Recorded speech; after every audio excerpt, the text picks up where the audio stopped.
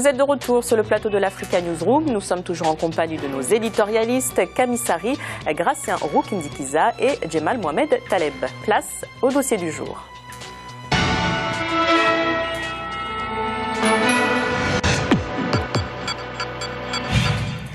Le Rwanda est un pays francophone, mais en 2008, les autorités ont décidé d'introduire l'anglais dans le système éducatif. Depuis, plusieurs établissements scolaires se sont inscrits dans cette dynamique. Alors, quels sont les apports du gouvernement pour relever ce défi?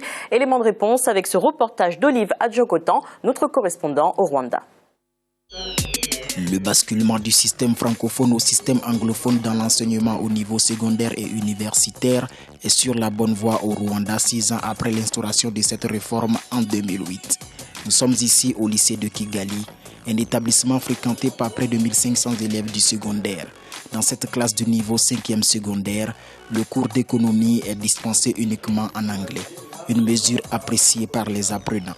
Je pense que l'anglais est très facile à étudier et c'est une bonne langue d'opportunité. C'est une bonne mesure car l'anglais est la langue la plus parlée dans le monde. C'est une langue facile par rapport à la langue française. L'enseignement en anglais doit son succès à plusieurs mesures gouvernementales. Il s'agit surtout du recrutement d'enseignants qualifiés dans des pays limitrophes anglophones. Des formations sont aussi offertes aux professeurs locaux grâce à la mise à disposition d'ouvrages didactiques appropriés. Il est facile pour moi de dispenser les cours en anglais car j'ai une bonne base dans cette langue. Je pense que les apprenants comprennent bien mes cours et s'y intéressent car ils sont enseignés dans la langue qu'ils maîtrisent.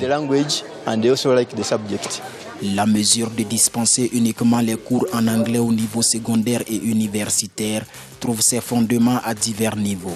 L'influence de la zone géographique, la dynamique de la mondialisation et la recherche de compétitivité pour l'économie du pays sont autant d'arguments brandis par les autorités. Vous savez que nous sommes dans les pays de l'Afrique de l'Est.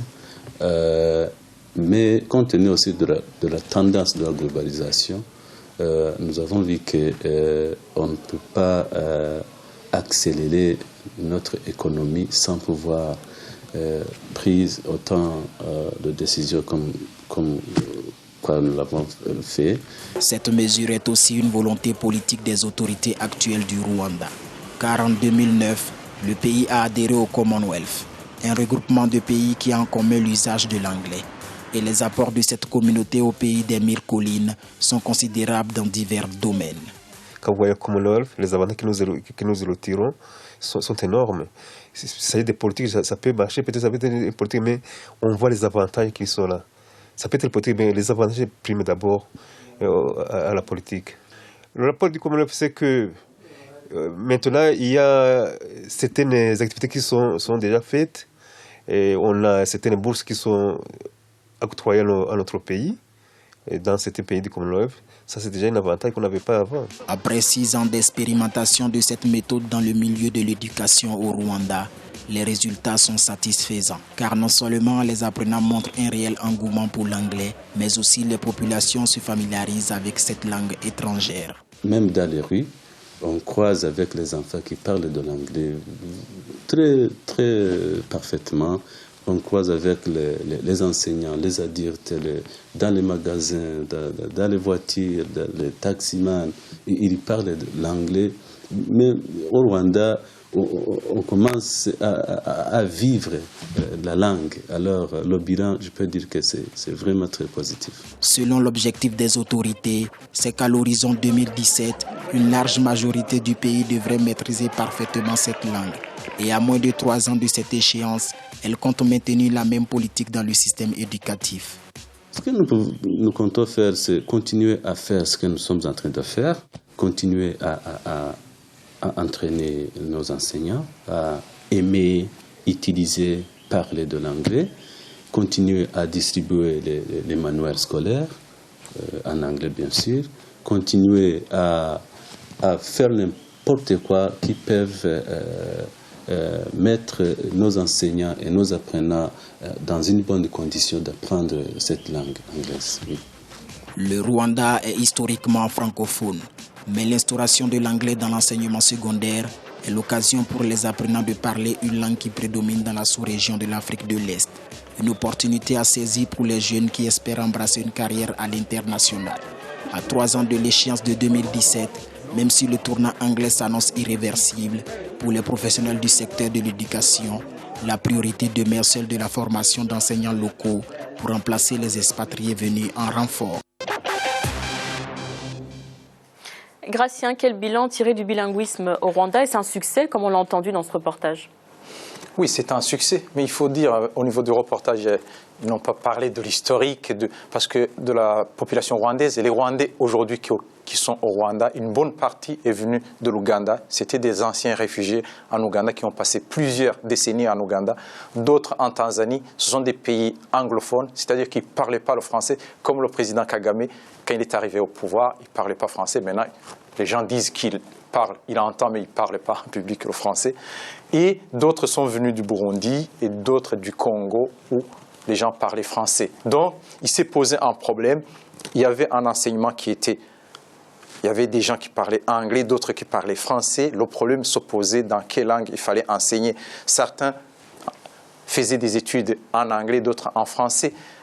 Et à un certain moment, disons que la décision est motivée par 2 raisons principales. Il y a d'abord l'East Africa Community, parce que le Rwanda est un membre important de l'East Africa Community. L'East Africa a une langue anglaise, et donc pour y entrer, il faut que la population, déjà le Rwanda fait partie de l'East Africa, mais il faut que la population parle anglais. Il y a beaucoup d'institutions de l'East Africa où la langue parlée, c'est l'anglais. Mais en même temps, il y a une deuxième raison, une raison politique. En 2008, il y avait des problèmes entre la France et le Rwanda. Le fait de changer complètement, d'oublier le français, bon, il est encore enseigné, mais de passer du côté de l'anglais, c'était aussi, disons, une sorte de réponse, disons, pour montrer que le Rwanda réagit à l'attitude de la France, parce que le problème de 1994 n'est pas réglé entre les 2 pays. Mais sans le vouloir, est-ce qu'il n'y a pas une opposition entre l'anglais et le français? À l'école, par exemple, il y a davantage d'heures accordées à l'enseignement de l'anglais que le français. Qu'en pensez-vous, Camille? Justement, là, ça va poser. Il y a des raisons politiques à tout ça. Hein. C'est ce que vient de dire Gratien, c'est connu. D'ailleurs, au moment de la commémoration du génocide rwandais, on a vu que le président Paul Kagame a fait des déclarations qui ne souhaitaient pas la présence d'autorités françaises. Il y avait d'ailleurs personne qui a fait le déplacement. Et je pense que, mais il faudrait pas que des raisons purement politiques sacrifie des générations entières. Je m'explique.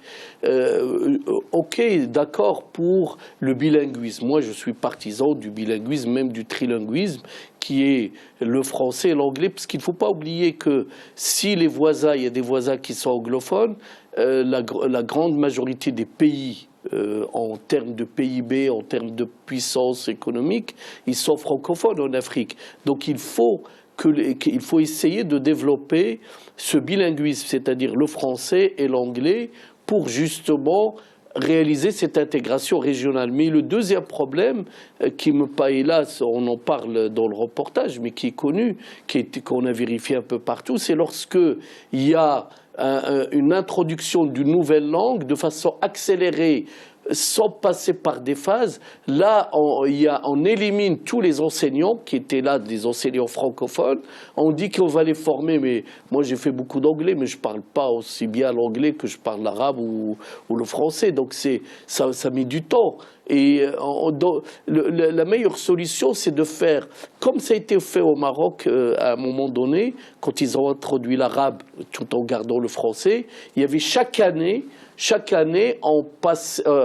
y a le français qui disparaît pour une matière au profit de l'arabe. Mais ça s'est fait sur 10-15 ans. C'est ça qu'il faudrait faire. Djemal, quelles sont... Grâce à une précision, c'est que, pour dire à Camille, c'est qu'avant même 2008, au Rwanda, un professeur pouvait entrer, par exemple, à l'université. S'il est anglophone, il enseignait en anglais. S'il est francophone, il enseignait en français. C'est-à-dire qu'il y avait déjà un processus de préparation, mais il y avait 2 langues, l'anglais et le français. C'est la décision qui a été prise en 2008 pour basculer au niveau de l'anglais. Mais sinon, il y avait déjà un processus de préparation. Il y a eu aussi beaucoup de centres de formation en anglais. Et aujourd'hui, ça ne pose pas du tout un problème aux Rwandais. En tout cas, pour notre éditorialiste Nadia Lamarckby, dans 2 générations, le français ne sera plus parlé au Rwanda. Qu'en pensez-vous ? Oui, bien sûr, parce que dans toutes les administrations, on peut faire des rapports en français, mais tout dépend à qui on donne le rapport. Si on veut donner un rapport qui va être, disons, qui n'est pas nominatif, qui peut s'adresser à tout le monde, il faut le faire en anglais. L'armée, par exemple, est commandée aujourd'hui en Swahili, c'est une langue du pays de l'East Africa.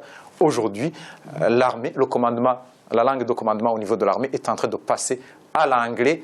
Donc, il n'y aura plus, par exemple, de français à l'armée. Il y a beaucoup de services où il n'y aura plus de français, il n'y aura que l'anglais ou le swahili. Djemal, quels sont les points qui ont attiré votre attention dans ce reportage? Ce qui attire mon attention d'abord, c'est la phrase de Nadia. Mais il faut dire à Nadia, que j'affectionne absolument beaucoup, c'est qu'il y a dans 2 générations, le français est menacé en France.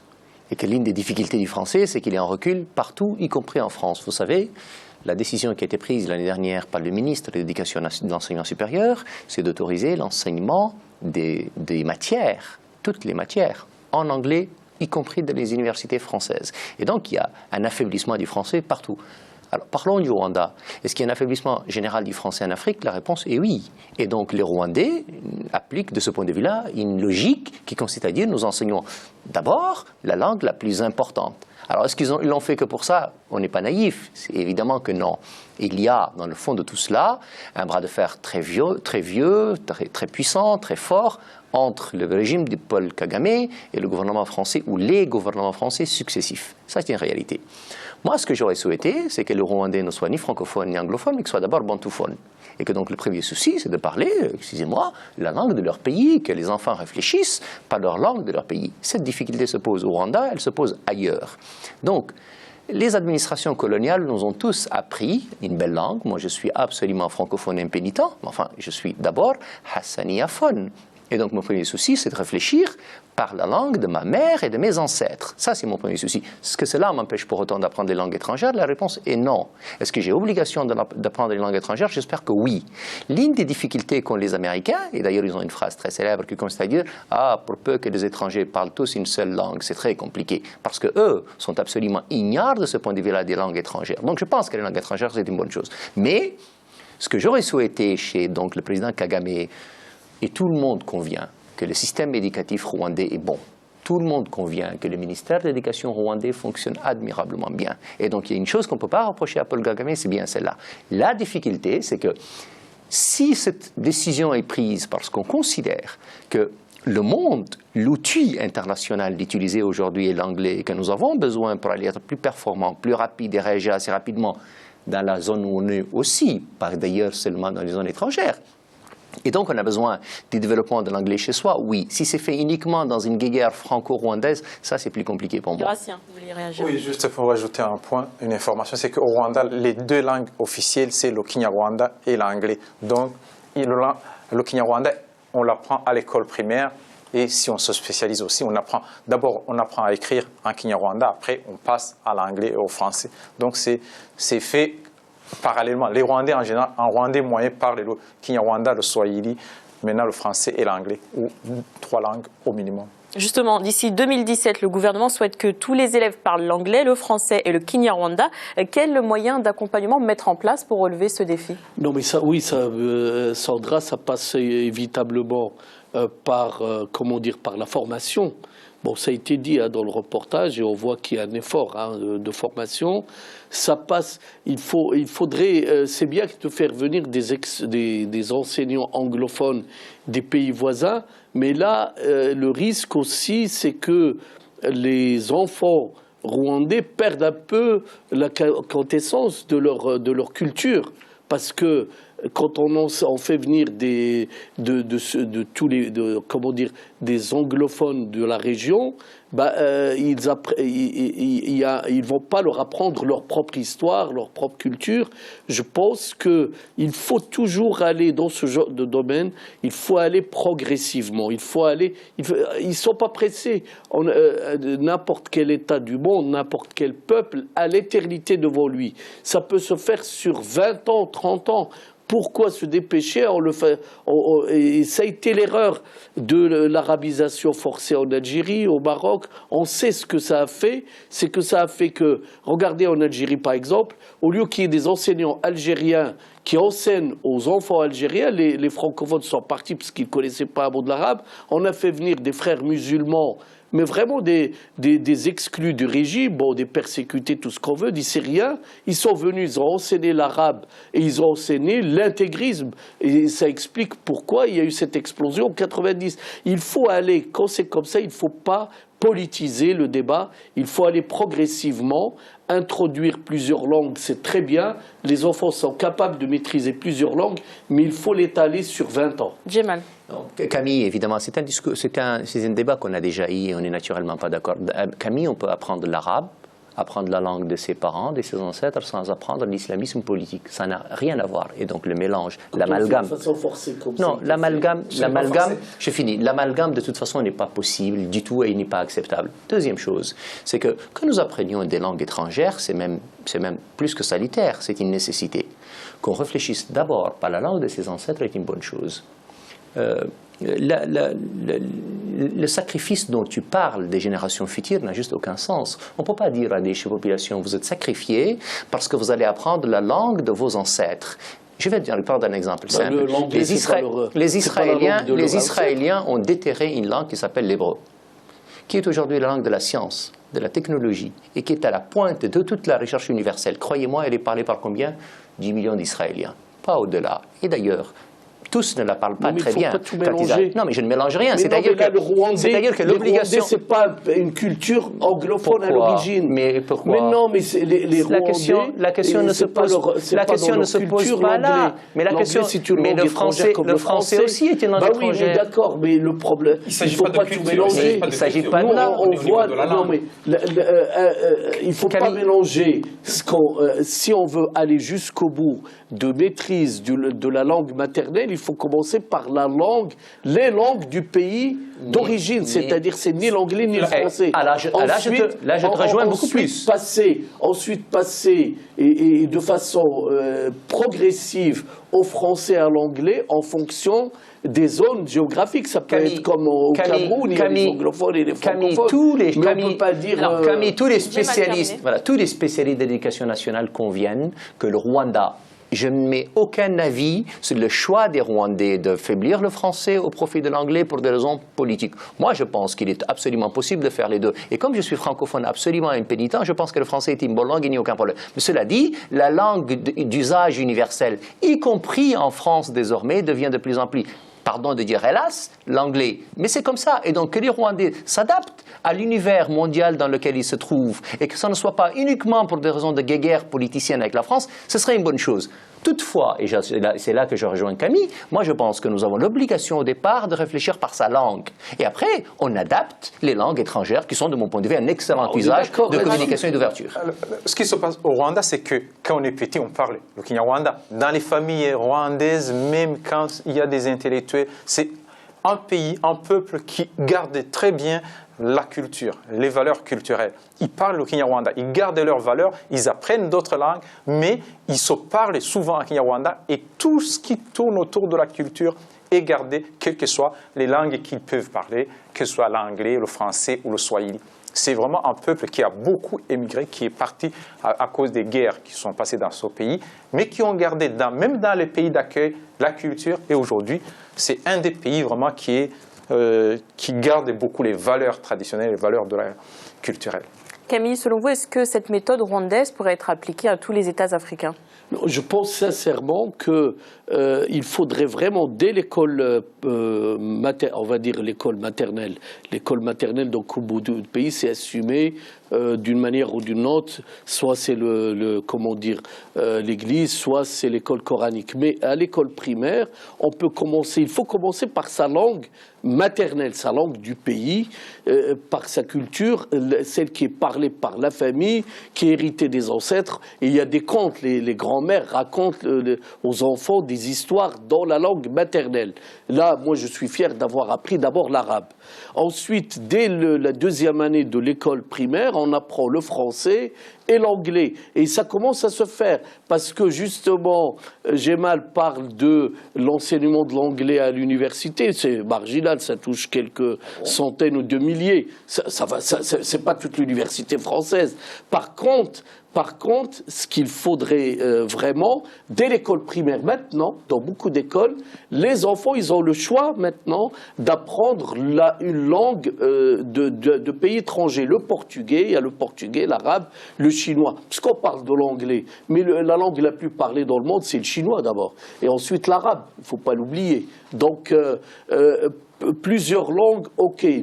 Mais la base, effectivement, pour l'Afrique, si on veut travailler ensemble, faire de l'intégration régionale, il faut vraiment l'anglais et le français, les deux langues. Bien entendu, commencer par la langue maternelle, la langue du pays, ça peut être le bambara, ça peut être le wolof, etc. Et ensuite les deux langues, et les enfants sont capables de maîtriser 3 langues. Gemal. Non, je suis évidemment pas d'accord avec Camille, mais enfin c'est encore une fois pas un débat que nous allons faire aujourd'hui, ça n'a pas tellement d'utilité. Non, je pense que il y a un affaiblissement général du français dans le monde, et il y a un affaiblissement du français en Afrique. Que les Rwandais se disent, nous sommes aussi anglophones et nous avons l'obligation d'introduire dans notre système éducatif une dose d'anglais assez importante qui n'a pas vocation forcément à suppléer le français, mais à le compléter. Alors les Rwandais, pour des raisons politiques, vont au-delà parce qu'il y a des raisons politiques de rejet de la haine du français chez les autorités rwandaises. C'est leur droit, je n'en juge absolument pas. Je considère, moi, encore une fois, que les Rwandais doivent être d'abord bantouphone et que leur souci c'est d'abord de développer leur propre langue en y ajoutant le français, l'anglais, s'ils pouvaient mettre l'espagnol qui est une belle langue, ce serait pas plus mal. L'idée pour moi c'est que l'ouverture à une langue étrangère, l'enseignement des langues étrangères est une excellente chose. Les États se sclérosent, s'affaiblissent quand ils ne s'ouvrent pas. Mais ils ne peuvent pas s'ouvrir, ils ne peuvent pas se développer s'ils ne partent pas des fiertés de ce qu'ils sont eux-mêmes. Donc l'obligation de réfléchir parce qu'on est soi-même. C'est tout. Il y a aussi la réalité. Il y a aussi la réalité de l'East Africa Community. Les pays francophones de l'East Africa, c'était le Rwanda et le Burundi. Et le Rwanda est déjà l'anglais. Le Burundi, cette année, a déjà commencé à enseigner l'anglais.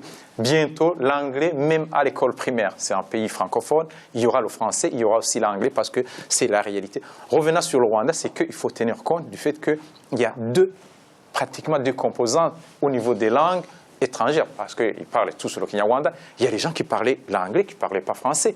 Il y a d'autres qui parlaient français. Finalement, en apprenant les deux langues, c'est une bonne façon de concilier les deux. On pénalise les gens qui sont venus de l'Ouganda si le pays adopte le français en tant que langue officielle, mais aussi les gens qui sont venus du Burundi qui parlent que le français. Disons qu'ils ont appris aussi l'anglais à l'école au Burundi. Voici le rappel des titres évoqués un peu plus tôt dans cette émission. Le SDF, Social Democratic Front, principal parti d'opposition au Cameroun, a célébré son 24e anniversaire ce 26 mai. L'occasion pour ses militants et pour certains Camerounais de dresser le bilan de ces années de lutte pour le changement. Et puis la journée de l'Afrique célébrée ce lundi en Guinée équatoriale. Un entretien a eu lieu entre le corps diplomatique et le président Théodoro Biangema Bazogo. Au cœur des discussions, la renaissance du continent et la solidarité pour faire face aux défis de l'Afrique. L'Africa Newsroom continue après la pause à suivre notre volet économique. À tout de suite.